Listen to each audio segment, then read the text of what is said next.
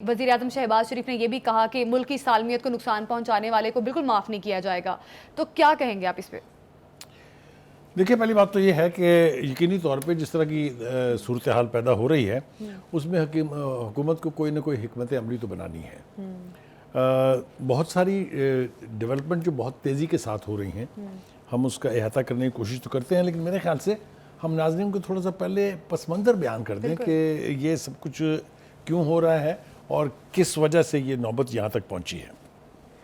आपको याद होगा कि हाल ही में कुछ चंद माह पहले से एक माहौल बनाने की कोशिश की गई थी कि खान साहब बाहर आ रहे हैं, और ये बात इतनी आगे बढ़ी कि लोगों ने भी तारीखें देनी शुरू कर दी। अगर आपको याद हो, आखिरी तारीख जो है वो असद कैसर ने दी थी कि वो 5 जुलाई को बाहर हमारे साथ होंगे।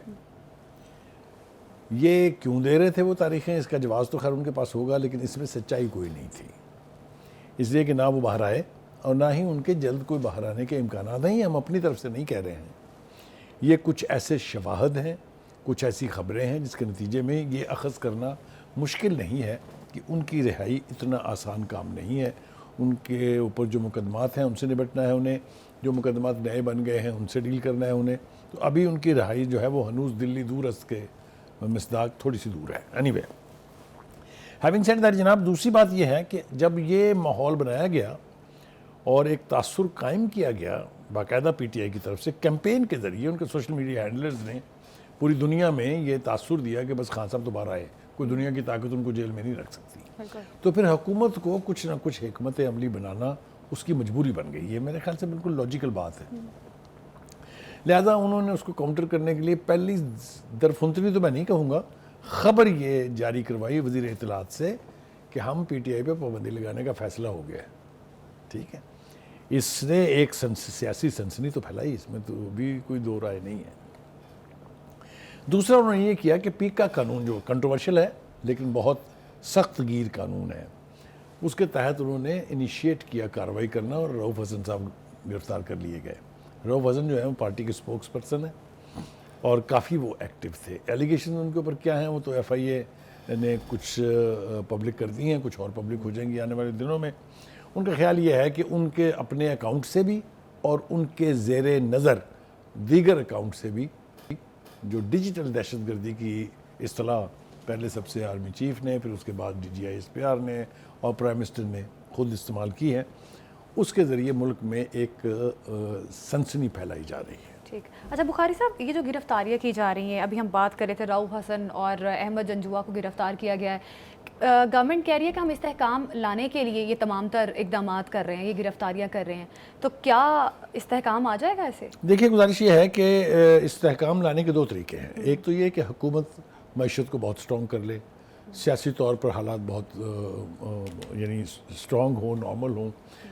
ना मईशत ठीक है, ना ही सियासी हालात ठीक है। ठीक है, लिहाजा हुकूमत को मज़ीद अफरा तफरी फैलाने से रोकना उसकी बुनियादी ज़िम्मेदारी है। यानी आप सनसनी पैदा करके माहौल में को गरमा के अपने सियासी मकासद हल नहीं कर सकते। उसके लिए आपको सियासतदानों से बातचीत करना होगी। सियासतदानों से बातचीत करने के लिए जो बानी PTI हैं वो ना कभी पहले तैयार थे, ना वो अब तैयार हैं, ना वो कभी तैयार होंगे। ठीक है जी, अब आ जाते हैं जनाब इसके ऊपर कि क्या PTI एक सियासी जमात की तरह से सियासत कर रही है, तो इसका जवाब बज़ाहिर क्या हकीकी तौर पे भी नफ़ी में है, इसलिए कि वो मिलिट्री इस्टेब्लिशमेंट से बात करने की ख़्वाह भी हैं और उन्होंने तो ख़त तक लिखने का वादा भी कर लिया था कि मैं उनसे ख़त लिखूँगा, लेकिन वो सियासी जमातों के साथ बातचीत करने के लिए तैयार नहीं है। इस एतबार से अगर आप दो बयानात जो जारी हुए हैं उसकी तरफ थोड़ा सा हम पलटें। एक तो राना सनाउल्लाह साहब ये फरमा रहे हैं कि जब 2018 के इलेक्शन के बाद उस वक्त की जो अपोजिशन थी, जिसमें जरदारी साहब थे, जिसमें शहबाज शरीफ साहब थे, उन्होंने 2 मरतबा पेशकश की उनसे कि आइए हम मिसाक जमहूरियत कर लेते हैं, हम मिसाक मईशत कर लेते हैं। और बिलावल भुट्टो जरदारी ने तो यहाँ तक कहा था कि हम एक दूसरे को साथ लेके चलते हैं ताकि मुल्क की मसाइल जो हैं उनका यानी कोई बसद-ए-बाब किया जा सके। लेकिन बानी PTI ने उस ऑफ़र के ऊपर किस तरह से रिएक्ट किया था, मेरे ख्याल से उसको दोहराने की ज़रूरत नहीं है।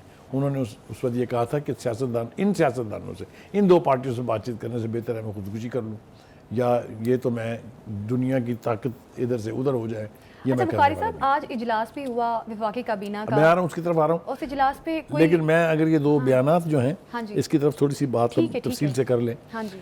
फिर उन्होंने कहा कि एक एजेंडे के तहत एक एजेंट को ला के इक़्तिदार में पे मुसल्लत किया गया और उसने जो कारनामे किए उनमें एक कारनामा ये था कि जो एक आइनी अदारा है, जो एक मुल्क का दिफाई अदारा है, उसके सरबराह की तकर्री को रोकने के लिए लॉन्ग मार्च किया और वो सो कॉल्ड हमले का ड्रामा रचाया गया, गोली लगने का ड्रामा रचाया गया।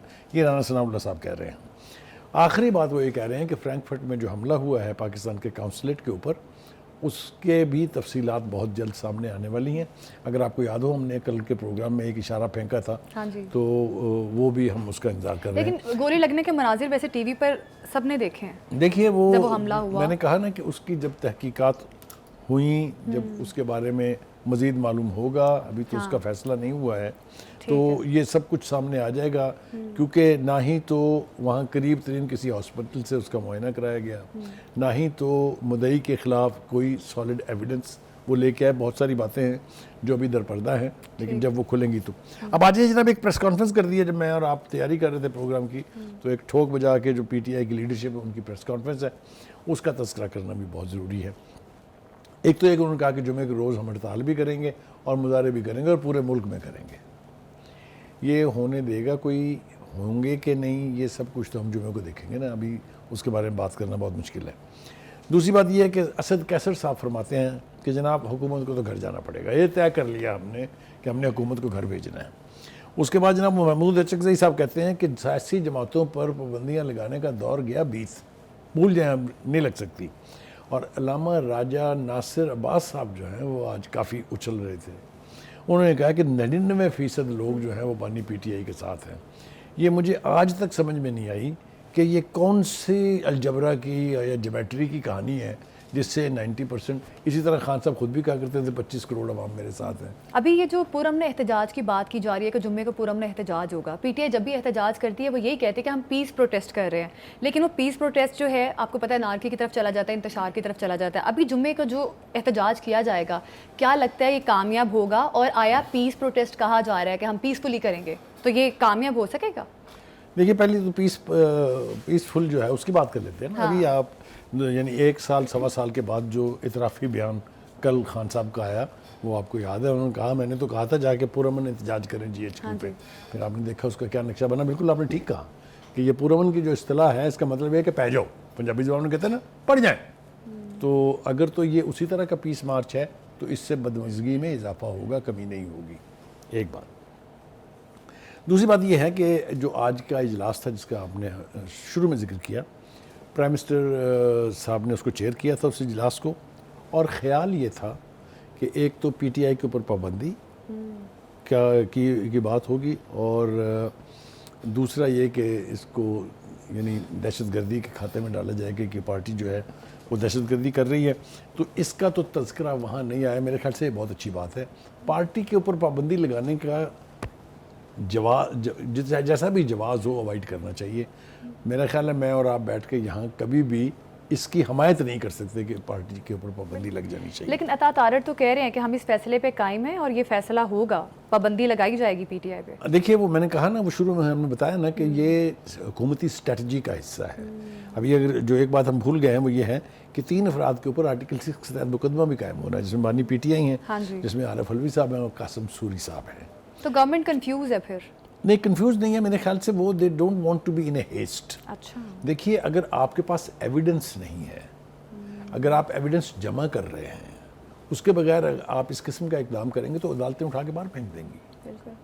तो लिहाजा मेरा ज़ाती ख्याल ये है कि एविडेंस कलेक्शन हो रही है, ये धमकी सीरियस है, लेकिन ये उस वक्त तक अमल पैरा नहीं होंगे वो इसके ऊपर जब तक उनके पास एम्पल एविडेंस नहीं होगी टू प्रूव देयर केस। ठीक है। ठीक हो गया जी। अच्छा जी, अब आगे आ जाए। कुछ और लोग जो हैं वो दरफुंतनियाँ छोड़ने लगे हैं। उनमें एक साहब हैं जिनका नाम फवाद चौधरी है। फवाद चौधरी साहब पार्टी के भगोड़े हैं। पहले भी वो कहीं से उड़ के आए थे, 4 पार्टियां पहले वो तब्दील कर चुके थे, 5वीं उनकी ये थी PTI। और जब ज़रा सा प्रेशर आया तो जिन चंद लोगों ने भाग के पनाहें हासिल की, उनमें ये एक थे। और इस पाकिस्तान इस्तेहकाम पाकिस्तान पार्टी में के इजलास में जाके बैठ गए थे, मुंह पे हाथ रख के, तस्वीर छपी थी, आपने भी देखी होगी। हाँ जी। लेकिन अब वो फिर उनके दिल में जो है वो पीटीआई के बानी का और पीटीआई का दर्द जो है वो नए सिरे से उजागर हुआ है। और वो उन्होंने without holding any office of PTI वो पीटीआई के मामे बने हुए हैं। उनको पार्टी के अंदर कोई अभी अपने साथ खड़ा करने के लिए तैयार नहीं है। ठीक हो गया जी। तो ये जो कुछ भी कह रहे हैं ये मेरे ख्याल से री एंट्री की कोशिश है, इसमें कामयाब होंगे कि नहीं होंगे ये हमें नहीं पता है। अब आ जाए जनाब बैरिस्टर सैफ साहब। बैरिस्टर सैफ साहब इस वक्त केपी के हुकूमत के तर्जुमान हैं। ठीक है। वो ये फरमा रहे हैं जी कि लाख पाबंदियां लगाएं जनाब, बानी पीटीआई ना तो मुल्क छोड़ेंगे और ना ही किसी किस्म की डील करेंगे। फिर वो कहते हैं कि जी पीटीआई जो है वो एक नज़रिए का नाम है और नज़रिए जो हैं उनको कुव्वत के साथ ख़त्म नहीं किया जा सकता। बातें उनकी ठीक हैं, लेकिन उसके लिए अपनी पार्टी का अमल और पार्टी का जो हिस्ट्री है उसको सामने रख के बात करनी चाहिए। ठीक है जनाब। ख्वाजा आसफ बड़े पॉपुलर नून लीग के बड़े दबंग किस्म के वो तर्जुमान हैं, वज़ीर दिफा हैं, आपको पता पोजीशन बड़ी इंपॉर्टेंट अच्छा है। बुखारी साहब, ये जो भी आप पहले बात कर रहे थे कि जिस तरह से बैरिस्टर सैफ ने कहा है कि आज हमारी बारी है, कल को आप लोगों की बारी भी आ जाएगी, तो ये कहीं ना कहीं जो सर्कल है ये चल ही रहा है। तो ये उनको आगे ये याद नहीं रहा बारी है आ सकती कि है। जब वो अपनी ख्वाहिश के ऊपर सियासतदानों को जेलों में फेंक रहे थे, उनको तब ये याद नहीं था कि हमारी बारी भी आनी है, और आई इसी को तो मुकाफात अमल कहते हैं ना। तो ये जो बात आप आज दूसरों के लिए कर रहे हैं, काश उसके बारे में आपने खुद भी सोचा होता। ठीक है। तो ये उनके गुफ्तगू करने तक तो बिल्कुल ठीक है बात, लेकिन इसके ऊपर अमल दरामद करने के लिए अच्छा पहले बुखारी आपको साहब, हमने कल बात शो में करे थे कि शहरी रहमान ने भी कहा कि अगर इमरान खान माफ़ी मांग लेते हैं 9 मई के वाक़े के हवाले से भी, और जो भी मुल्की मुफादात के अगेंस्ट उन्होंने बातें की हैं, उसके लिए माफ़ी मांग लें। और आज ख्वाजा आसिफ ने भी यही कहा है कि अगर माफ़ी मांग लेते हैं तो ठीक है, सियासत में सियासत करें, हमें एतराज़ नहीं है।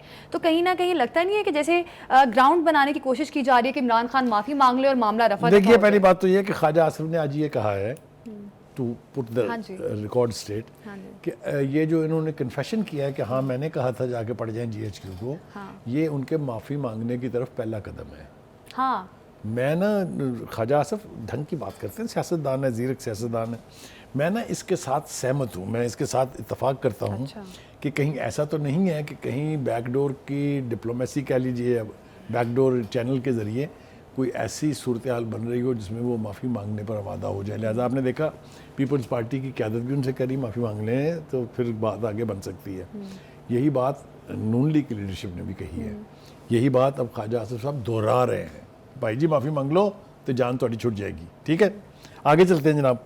दूसरी बात यह है कि उन्होंने थोड़ा सा रिकॉल ये भी किया है कि आप बानी पीटीआई जिस किस्म की शख्सियत हैं, कोई उनसे माफ़ी मंगवा सकता है वैसे कि वो माफ़ी मांग ले? वो तो कहते हैं जिसने मुज़ाकरात करने हैं ठीक है आए जेल और यहाँ पर आके मुज़ाकरात करे, क्या इतना आसान है उनसे माफ़ी देखिए, मंगवाना? मैं ज़ाती तौर पे खान साहब को जानता हूँ, ठीक है, और 40 बरस से जानता हूँ।